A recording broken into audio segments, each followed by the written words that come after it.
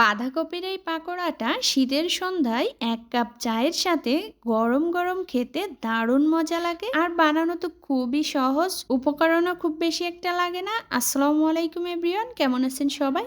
আশা করছি সবাই ভালো আছেন। চলুন তবে আপনাদেরকে বাঁধাকপি দিয়ে দারুণ মজার একটা পকোড়া বানাই দেখাই।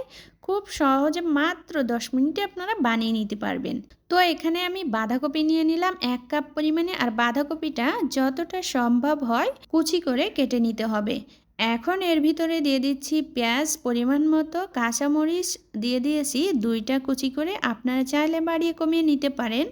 ধনিয়া পাতা দিয়ে দিলাম, একটা ডিম দিয়ে দিচ্ছি, আর সাথে দিয়ে দিচ্ছি স্বাদ মতো লবণ। আমি প্রথমে হাফ চা চামচ দিয়ে নিয়েছি। এরপর দিয়ে দিলাম সামান্য পরিমাণে হলুদের গুঁড়া, হাফ চা চামচ জিরার গুঁড়া, 2-3টা শুকনা মরিচ এভাবে ছোট করে কুচি করে দিয়ে দিয়েছি।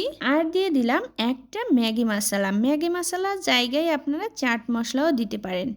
এখন সব কিছু ভালো করে একটু হাত দিয়ে মেখে নিচ্ছি, তবে খুব বেশি একটা চটকে মাখার দরকার নাই, তাহলে বাঁধাকপিগুলো ভর্তা হয়ে যাবে আর বাঁধাকপি দিয়ে অনেক বেশি পানি ছেড়ে দিবে। এখন দিয়ে দিলাম 1/4 কাপ মতো ময়দা।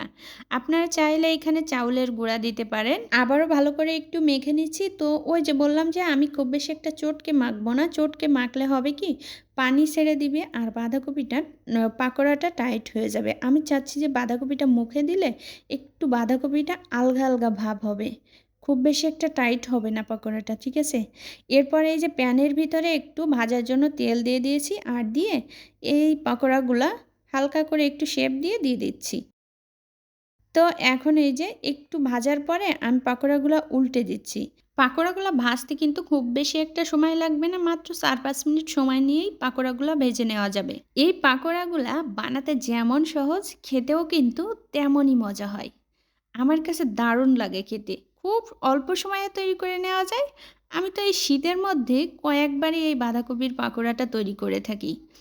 তো আমার এই যে বাঁধাকপির পাকোড়াটা এরই মাঝে ভাজা হয়ে গেছে, আর আমি এখন তুলে নিচ্ছি, ঠিক আছে? আপনারা চাইলে আরও একটু কড়া করে ভাজতে পারেন।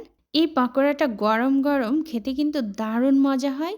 ওপরটায় একটু মুচমুচে হবে আর ভেতরটা অনেক বেশি সফট থাকে। তো এই যে আমার বাকি পকোড়াগুলাও আমি ভেজে নিচ্ছি সেমভাবেই।